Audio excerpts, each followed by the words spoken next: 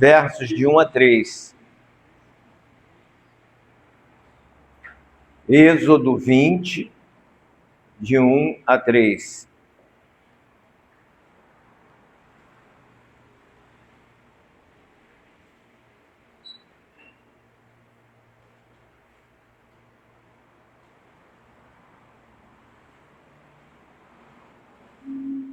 Então Deus falou todas estas palavras, dizendo: Eu sou o Senhor teu Deus, que te tirei da terra do Egito, da casa da escravidão.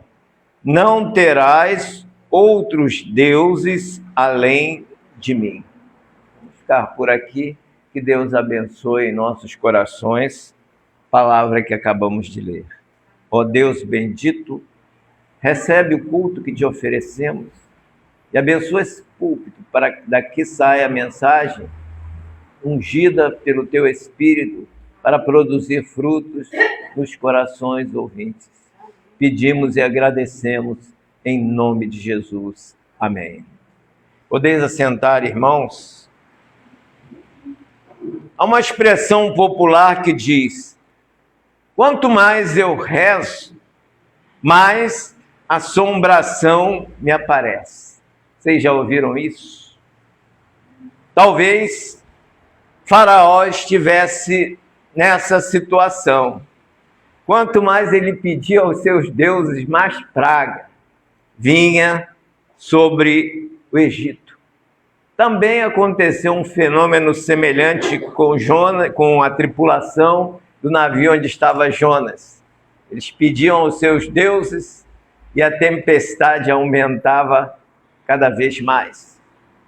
Isso quer dizer que Deus está no controle do mundo, da história, da vida do homem de um modo geral. Embora como crentes não creiamos em assombração, parece que às vezes esse ditado ganha contornos de realidade em nossas experiências com Deus. Na época de Jeremias, Deus falava: clama a mim e responder-te-ei e anunciar-te-ei coisas grandes e firmes que não sabes. Jeremias capítulo 33, versículo 3. Quando nós clamamos a Deus, descobrimos muitas coisas que estão ocultas e Deus nos revela segundo a sua soberana vontade.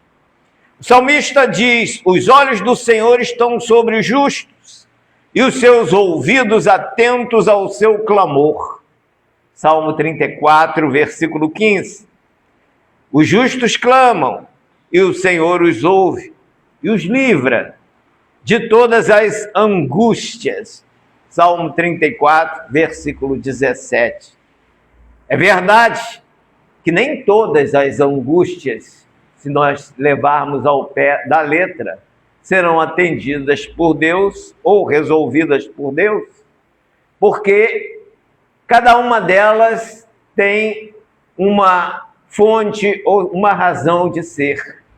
Às vezes a angústia, como foi aqui apregoado na escola bíblica dominical, às vezes a angústia as angústias pelas quais passamos são frutos de desobediências, de atitudes impensadas da nossa parte. Mas vezes outras provém de uma provação imposta por Deus para testar a nossa fé. Então precisamos estar bem atentos para saber se naquela provação verdadeiramente Deus está querendo nos provar ou nos preparar para alguma coisa, ou se nós estamos desobedecendo às suas leis. Isso é importante, meus irmãos. Deus contempla todos os moradores do céu. Moisés, orando a Deus, declara a eternidade e o poder de Deus nesses termos: Senhor, tu tens sido o nosso refúgio de geração em geração. Antes que os montes nascessem, ou que tu formasses a terra e o mundo, sim, de eternidade a eternidade tu és Deus. Salmo 90, versículos de 1 a 2. Bem, esse Deus que nos promete ouvir nossas orações, atender nossas necessidades, é eterno e conduz os destinos dos mundos. A Bíblia diz que do nada criou os céus e a terra. Toda a geração de Noé que não creu em sua mensagem foi dizimada com o dilúvio. Deus então deu nova oportunidade ao homem, herdeiro do pecado de Adão, para preparar um povo separado que fosse modelo entre os povos, as nações. Abraão foi este homem escolhido para formar esse povo. Eis as promessas de Deus feitas a Abraão e a sua posteridade. Sai-te da tua terra, da tua parentela, e da casa do teu pai para a terra que te mostrarei, far-te-ei uma grande nação, abençoar-te-ei e engrandecerei o teu nome, tu serás uma bênção. Em ti serão benditas todas as famílias da terra. Gênesis, capítulo 12, versos de 1 a 3. Disse mais Deus a Abraão: saibas de certo que peregrina será a tua semente em terra que não é sua, e servi-los-ão 400 anos. Mas também eu julgarei a gente a qual servirão e depois sairão com grande fazenda. Gênesis capítulo 15, versos 13 a 14. A história não é simplesmente uma sucessão de fatos. Pelo contrário, é uma sucessão de eventos significativos dirigidos por Deus. Sendo Abraão de 99 anos de idade, apareceu o Senhor ali e disse-lhe: eu sou o El Shaddai, o Deus Todo-Poderoso, anda na minha presença e ser perfeito. Porém, o meu concerto entre mim e ti, te multiplicarei grandissimamente, te darei a ti a tua semente depois de ti, a terra das tuas peregrinações, toda a terra de Canaã em perpétua possessão, e ser-lhes-ei o seu Deus. Gênesis, capítulo 17, versículos 7 a 8. O autor da carta aos Hebreus diz que, pela fé, Abraão, sendo chamado, obedeceu, indo para um lugar que havia de receber por herança. Saiu sem saber para onde ia.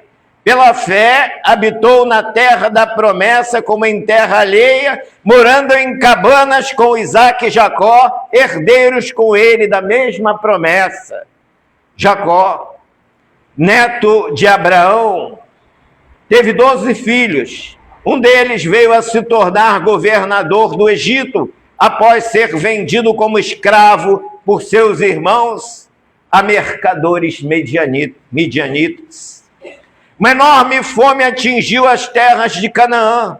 Por conta disso, toda a família de Jacó foi acolhida nas melhores terras do Egito. Coincidência? José ter ido parar ali, naquela terra do Egito, e se tornar governador, e Faraó aceitá-lo, sendo ele um estrangeiro na sua terra natal? Não, nada disso foi coincidência. Deus prepara todos os rumos da história. Aquele Faraó era conquistador íxo, que governava o Egito naquela época, portanto não era um rei nativo. Vida boa da família de Jacó, terra fértil, terra de Gósen, para o desenvolvimento da agricultura e da pecuária. Mas dizem as línguas menos otimistas que o que é bom dura pouco. Aconteceu o pior. Mudou a política do Egito. José morreu e o novo faraó, que era nativo, não conheceu a José e o povo de Deus, que antes era tratado a pão de ló. Passou então a ser escravo, tendo que trabalhar em troca de moradia e de comida. numa jornada de trabalho desumana. A pergunta própria para o momento: e as promessas de Deus ao seu povo, a Abraão e a sua descendência? Deus renova as promessas feitas a Abraão ao seu filho Isaque. Disse mais: peregrina nesta terra de Canaã, que eu serei contigo e te abençoarei, porque a ti e a tua semente darei todas estas terras e confirmarei o meu juramento que tenho jurado a Abraão, teu pai. Gênesis capítulo 26, versículo 3. A mesma promessa se estende a Jacó, neto de Abraão. Como no val do Jaboque, Deus aparece a Jacó e lhe diz: o teu nome é Jacó, não se chamará mais este nome, mas o teu nome será Israel. Eu sou o Deus Todo-Poderoso, frutifica e multiplica-te. Uma nação e multidão de nações sairão de ti, e reis procederão de teus lombos. Te darei a terra que tenho dado a Abraão e a Isaque, e a tua semente depois de ti. Gênesis capítulo 35, versículo 10 a 12. Meus irmãos, como estava a cabeça daquele povo, submetido a intimidações, abusos, durante um longo período de escravidão no Egito. Os egípcios, por outro lado, que agradavam a tantos deuses e desobedeciam ao Deus verdadeiro, construíram um invejável império. As roupas dos egípcios, muito melhores do que a do povo de Deus. A estética deles era incrível. Até mesmo a maquiagem dos homens e mulheres os fazia parecer mais imponentes. Enquanto o povo de Deus andava a pé, eles possuíam carros velozes e muito bem cuidados.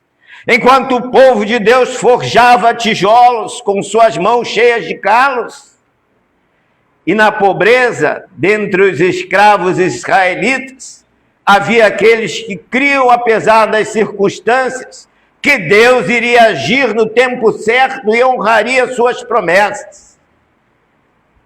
No meio do povo de Deus, que somos nós, há aqueles que desistem de seguir a Jesus e passam a descrer das promessas de Deus. Há outros que continuam firmes, mesmo enfrentando duras batalhas. Essa é a realidade do ser humano. Mas grande parte do povo se deixava levar pela vida que viviam, afinal tinha boa comida, casa, e o rio Nilo, que era maravilhoso aos seus olhos. É como aqui, tendo comida, tendo carnaval, tendo festa, o povo brasileiro se distrai e esquece da vida sofrida que tem vivido. Aliás, os governantes já sabem disso, que para resolver os problemas da nação sem serem incomodados, é só oferecer pão e circo. Diversão, como ontem aconteceu ali em Copacabana. Dois fatores contribuíram para Deus não intervir imediatamente em favor do seu povo. Primeiro, a longanimidade de Deus, querendo estender a salvação a muitos que conviviam com o pecado, inclusive os próprios egípcios que viviam ali naquelas terras pagãs e também as nações vizinhas. Segundo, para mostrar aos egípcios que seus deuses eram frágeis e inoperantes, que nenhum deles poderia livrar o povo das pragas anunciadas pelo único Deus verdadeiro e Senhor de toda a terra. Quantos crentes vivem oprimidos, aprisionados pelo pecado? São escravos do vício, acabam se acostumando com aquele estilo de vida debaixo de chicotadas. É verdadeiramente aquilo que Deus reservou para eles. Há mulheres que vivem uma vida péssima com o marido que a trata como escrava e diz assim: ruim com ele, pior sem ele. E o trabalho escravo, que muitos se submetem e repetem a mesma expressão: ruim com este trabalho, pior sem ele. Se conforma com migalhas. O jovem da parábola do filho pródigo, felizmente, não pensou assim. Não se conformou com a escravidão do pecado e disse para si mesmo: levantar-me-ei e irei ter com meu pai. Mas a maioria das pessoas trocam uma vida falta de qualidade para viver humilhado, sem autoestima, servindo de escárnio para pessoas que desprezam o Deus vivo. Assim aconteceu com um jovem que ganhou uma passagem de um navio para fazer um cruzeiro. Não tendo muito recurso, ficou numa cabine próxima à cozinha do restaurante. Como não tinha dinheiro para pagar o almoço e o jantar, se contentava em comer um pedaço de pão e um pacote de biscoito. O cheiro de comida apetitosa invadia a cabine e o jovem, não podendo se alimentar bem, comia pão e biscoito todo dia. No último dia da viagem, não aguentando mais, o jovem procurou o chefe da cozinha e expôs sua situação. O profissional pediu o bilhete para ver o que ele tinha direito.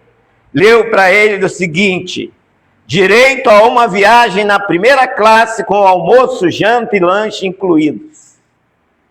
Meus irmãos, quantas pessoas estão na condição deste jovem, com direito a se alimentar bem, mas comem bolotas ou resto de comida que os porcos comem. Jesus disse: uma comida tenho para comer, e vós não conheceis. A minha comida é fazer a vontade daquele que me enviou e realizar a sua obra. Evangelho de João, capítulo 4, versículos 32 a 34.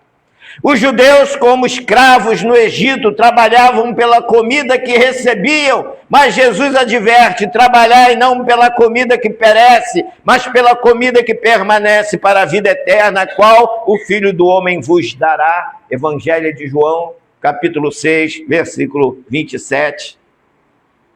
Tem muito crente que hoje só vai à igreja atrás de comida material.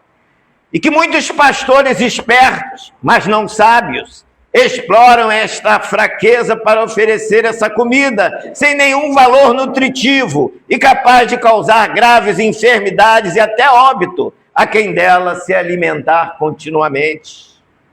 Jesus disse: eu sou o pão vivo que desceu do céu. Se alguém comer deste pão, viverá para sempre. E o pão que eu der é a minha carne, que eu darei pela vida do mundo. Evangelho de João, capítulo 5, versículo 51.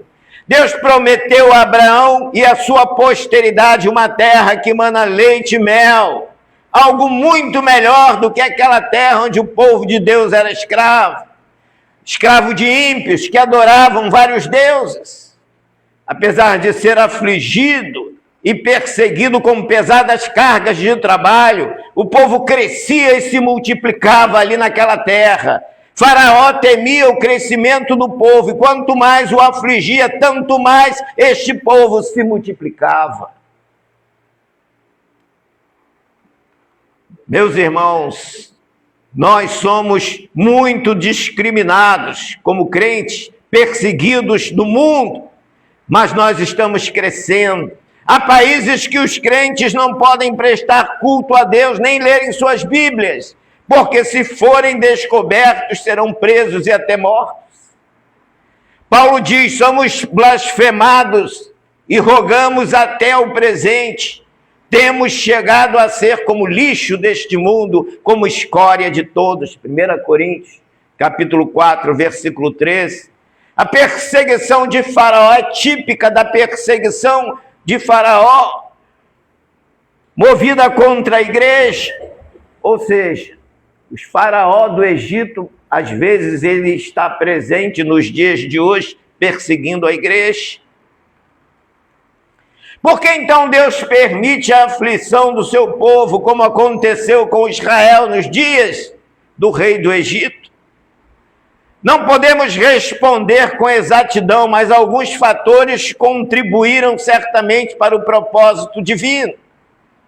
Além dos que forem anteriormente mencionados, como longanimidade de Deus e os pecados do povo, Israel precisava crescer numericamente e formar um exército para conquistar os povos que habitavam na terra prometida, ou seja, a terra de Canaã. Quando a família de Jacó se instalou ali no Egito, eram 70 almas. Ao saírem de lá, estima-se que era mais de 3 milhões de pessoas, com 600 mil homens. Deus teria usado o sofrimento e a dor para que o povo não se acomodasse e continuasse a depender dele, crendo em suas promessas. Faraó foi quem Deus usou para preparar o povo para as batalhas que estariam por vir. Ele aumentou a carga de trabalho na produção de tijolos e ainda deixou de lhes dar a palha para a preparação dos tijolos, sem diminuir a produção diária. Meus irmãos, Deus estava provando aquele povo, ao mesmo tempo preparando para as batalhas futuras. Como só é acontecer conosco nas nossas experiências do dia a dia. Eis a ordem de Faraó aos seus oficiais: daqui em diante não tornareis a dar palha ao seu povo para fazer tijolos, como fizestes ontem e anteontem.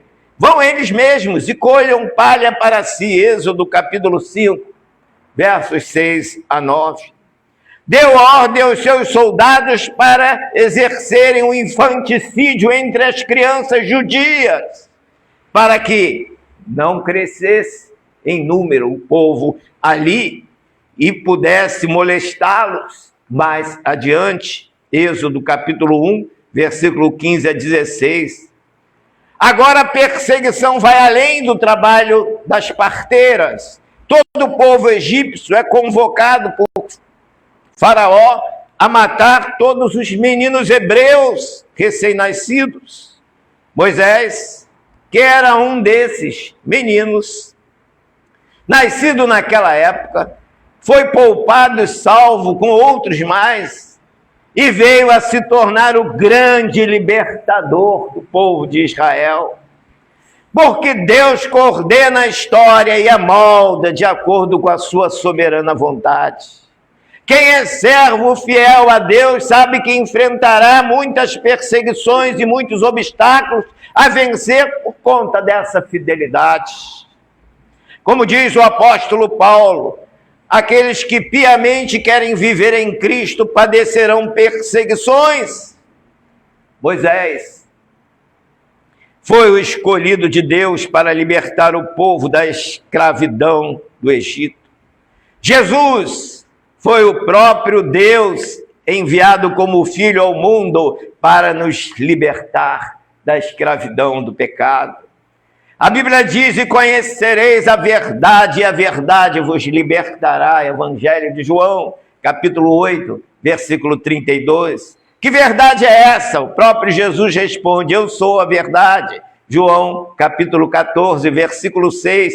Se, pois, o Filho, que é a verdade, vos libertar, verdadeiramente sereis livres. Evangelho de João, capítulo 8, versículo 36. Moisés, que era fiel a Deus, foi duramente provado e perseguido com o povo pela tirania e maldade de Faraó, mas venceu a batalha, pois tinha em mente o que diria o apóstolo Paulo posteriormente: se Deus é por nós, quem será contra nós? Romanos, capítulo 8, versículo 31 a 22, 31 em diante. Havia milhares de deuses no Egito. O deus Nilo, que era adorado como um rio sagrado. A deusa Requete, que era representada pelas rãs. Quebe, o deus da terra de onde se originavam os piolhos. Uatishit, a deusa das moscas. Nut, a deusa do céu. E Ra, o deus sol, ambos envergonhados com a praga das trevas. E o que falar da praga dos gafanhotos e da saraiva, que feriu toda a agricultura onde estavam Hathor, deusa do amor, com cabeça de vaca. Boiapis, o deus touro, e Osíris, o deus da fertilidade e da agricultura. Será que estavam dormindo esses deuses por ocasião das pragas, como Baal nos dias do profeta Elias no Monte Carmelo? E Ísis, deusa da medicina, que não evitou a praga das úlceras. Pior é que esses deuses fachutas e inoperantes ainda se fazem presentes na vida de muitas pessoas nos dias de hoje com nomes diferentes, de santos protetores da saúde, da fertilidade, do amor, dos pescadores, dos motoristas, dos guerreiros, dos mares, das cachoeiras, das tempestades, dos endividados. A lista é grande, por aí vai. O próprio Deus foi quem falou: assim diz o Senhor, Rei de Israel, o seu Redentor, o Senhor dos exércitos. Eu sou o primeiro e o último, e fora de mim não há Deus. Isaías, capítulo 44, versículo 6. Vós sois as minhas testemunhas, diz o Senhor, e o meu servo a quem escolhi, para que o saibais e me creiais e entendais que eu sou o mesmo, e que antes de mim nenhum Deus se formou, e fora de mim nenhum outro haverá. Eu sou o Senhor, fora de mim não há Salvador. Isaías, capítulo 43, versos 10 a 11. O Deus criador dos céus e da terra não precisa de auxiliares para resolver problemas de quem ou daquilo que ele criou. Ele resolve todos os problemas, pois ele é autossuficiente, autossubsistente e todo-poderoso. Deus ainda é usado pelo profeta Isaías assim: ainda antes que houvesse dia eu sou, e ninguém há que possa fazer escapar das minhas mãos. Operando eu, quem impedirá? Isaías capítulo 43, versículo 13. Quem poderia escapar das mãos de Deus vivo? Faraó? O povo que o seguia religiosamente, que confiava naqueles deuses? Desafiar o único Deus verdadeiro é insensatez. Há muita gente nos dias de hoje seguindo a escola de Faraó, desobedecendo os mandamentos de Deus. Outros, a exemplo de Israel, preferem uma vida de escravidão do pecado do que uma vida de libertação em Cristo. Veja o que Paulo escreveu como alerta, não só para a igreja de Roma, mas para toda a humanidade. Não sabeis vós a quem vos apresentardes por servos para lhe obedecer? Sois servos daquele a quem obedeceis? Ou do pecado para a morte? Ou da obediência para a justiça? Romanos capítulo 6, versículo 16. A Bíblia diz que o rei Asa, que reinou em Judá durante 41 anos, de 912 a 871 a.C., fez o que era reto aos olhos do Senhor, porque tirou da terra os rapazes escandalosos, homossexuais, prostitutos, como dizem. Tirou todos os ídolos que os seus pais fizeram, inclusive afastou sua avó Maaca, para que não se tornasse rainha, porque tinha fabricado um horrível ídolo dedicado a Aserá. Queimou esse ídolo junto ao ribeiro de Cedron, 1 Reis, capítulo 15, versos 9 a 14. Enquanto uns lançam por terra a imagem de ídolos pagãos, outros têm a pretensão de fabricar uma religião particular entronizando o seu próprio Deus. Observamos ainda que há certos santos em moda aos quais se presta culto indevido, com a fraca justificativa de não ser ele igual ao tributado a Deus. E os santos patronos? Até os automobilistas já têm o seu. Na cidade de Tóquio, no Japão, está o túmulo de Nedzun Kozo. Sabem quem é? O mais famoso batedor de carteiras daquela terra. Ali se queima constantemente incenso. E quem o oferece?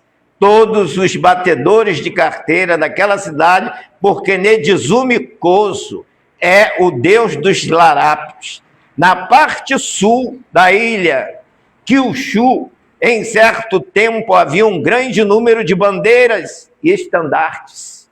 Ali se venera o deus dos jogadores, dos viciados em jogos. Escândalos. E tirou todos os ídolos que seus pais fizeram. Meus irmãos, em toda parte do país, parece ridículo, existem esses tipos de Deus. Deus dos batedores de carteiras, Deus dos viciados em jogos. Como parecem esses ridículos tais deuses? E o culto que lhes é prestado no Brasil? Será que aqui tem?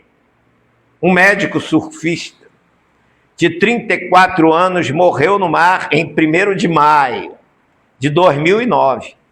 Quanto surfava. Aberto o processo de beatificação, foi canonizado e pode ser cultuado hoje como santo em todo o mundo. Essa é de adorar estátuas.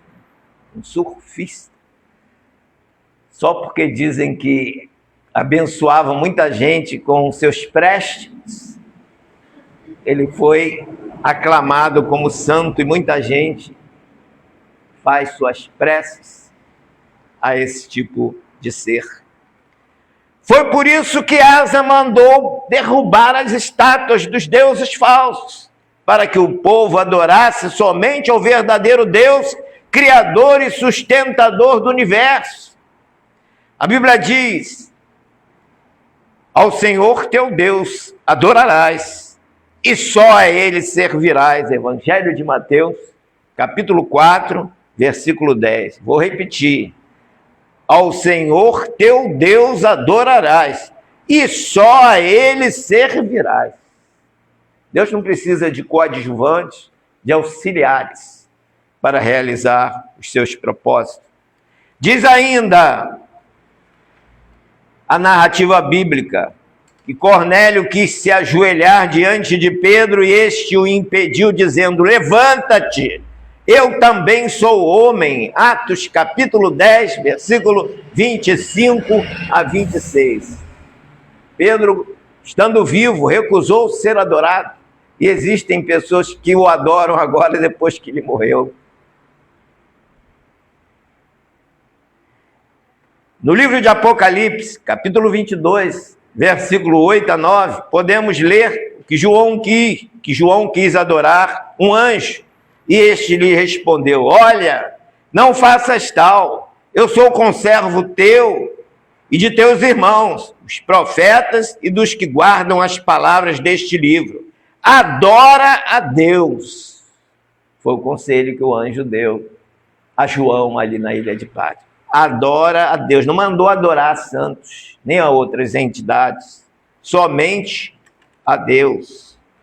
Deus cumpriu as promessas feitas a Abraão, Isaque e Jacó.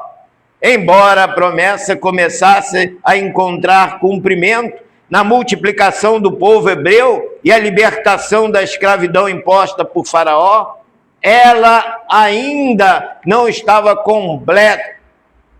Com Davi, a maior parte das cidades de Canaã foram conquistadas. Aquelas prometidas, maior delas foram assim vencidas e o povo se estabeleceu nelas. Parecia que a promessa iria ser concluída, mas Deus estende a promessa para a posteridade de Davi com nova promessa. A tua casa e o teu reino serão firmados para sempre diante de ti. Teu trono será estabelecido para sempre. 2 Samuel, capítulo 7, versículo 16. Agora, a renovação é feita com Davi. Sua casa, seu reino, estaria estabelecido para sempre. A Bíblia diz que Jesus viria da família de Davi, Isaías capítulo 11, versículos de 1 a 9. Por isso, ele era chamado filho de Davi. Isaías previu o nascimento de Jesus, que cumpriu a risca o que o profeta vaticinara, descendente de Davi, rei, operador de maravilhas, Deus forte, Pai da eternidade, príncipe da paz. Isaías capítulo 9, versículo 6. Foi através do sangue marcado nas portas do povo de Israel que Deus protegeu a nação de Israel do anjo da morte. Um animal foi sacrificado em cada lar para dar livramento àquelas famílias. E hoje, mesmo livramento agora da escravidão do pecado, sangue não é mais de um animal irracional, mas de Cristo, Cordeiro de Deus, que tira o pecado do mundo. A promessa não mais é de uma Canaã terrena, mas de uma Canaã celestial. A Bíblia diz que Deus não tem prazer na morte dos que morrem. A Bíblia diz que Deus quer que todos os homens se salvem. Mas, infelizmente, grande parte da humanidade não quer receber a dádiva de Deus, que é a vida eterna. Prefere viver nesta vida, aqui na terra, com raízes do pecado. Um muçulmano chegou para um cristão e disse o seguinte: vocês dizem que a religião de vocês é a única que serve, a boa, mas tudo aquilo que tem na religião cristã nós temos também nas outras religiões. Só uma coisa que eu vejo que não tem nas religiões. Aí o cristão perguntou: o que é que não tem nas outras religiões? É um Salvador. Aí ele falou assim: exatamente. A única coisa que nós precisamos é de um Salvador para salvar as nossas almas da condenação eterna. Há muitos falsos deuses no mundo, com muitas promessas falsas, mas o único verdadeiro Deus que faz uma promessa verdadeira e cumpre é Deus Pai, Deus Filho, Jesus Cristo e o Deus Espírito Santo. Então, irmãos, assim como Deus livrou o povo de Israel lá do Egito, da servidão, das garras de Faraó, Deus nos livra das garras do pecado. Mas para nos livrar das garras do pecado, nós temos que crer nas suas promessas. E temos que procurar a verdade. E essa verdade é Jesus. Se o Filho, pois, vos libertar, verdadeiramente sereis livres. Você pode ter vários vícios, ser escravo da bebida, do cigarro, da pornografia, de tudo que entristece o coração de Deus e fere a sua santidade.